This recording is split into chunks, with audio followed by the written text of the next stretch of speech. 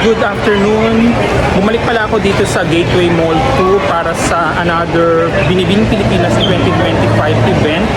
So ngayon yung Grand Parade of Beauties nila dito sa Araneta City. So nandito na ako sa loob ng mall. So ayan, nakapag-set up na ako.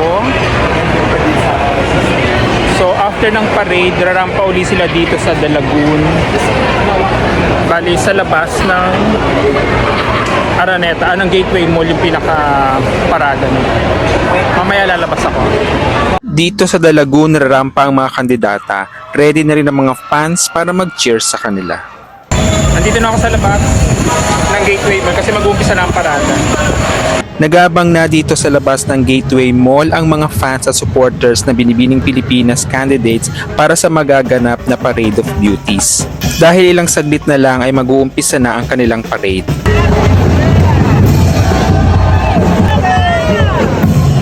So tapos na yung parada nila. Bali, actually hindi pa tapos. Ongoing pa rin yung parada. Mahaba-haba pa yun sa buong Araneta City sila lilibot. Bali ako, babalik na ako ng station ko kasi dito sa loob ng Gateway Mall mag-rampa ulit sila sa The Lagoon. So babalik na ako doon sa pwesto ko.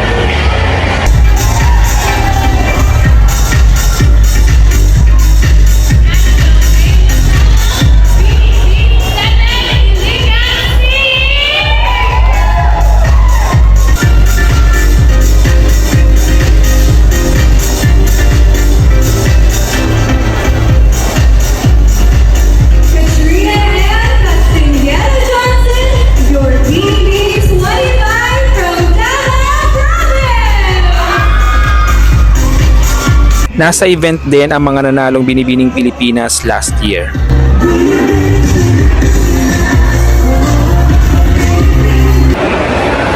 So tapos na yung Parade of Beauties ng mga Binibining Pilipinas 2025 candidates dito sa Gateway Mall. Kukunin ko na yung food stop ko dito sa galing sa PPC. A few moments later. Hi guys! Ayan, tapos na kami sa Parade of Beauties na Binibining Pilipinas. Kasama ko mga pageant media, si Sherman at si Jane. Kain lang kami, galing BPCI. Maraming salamat sa Binibining Pilipinas Charities Incorporated sa pag-imbita sa amin para i-cover ang Binibining Pilipinas 2025 Parade of Beauties.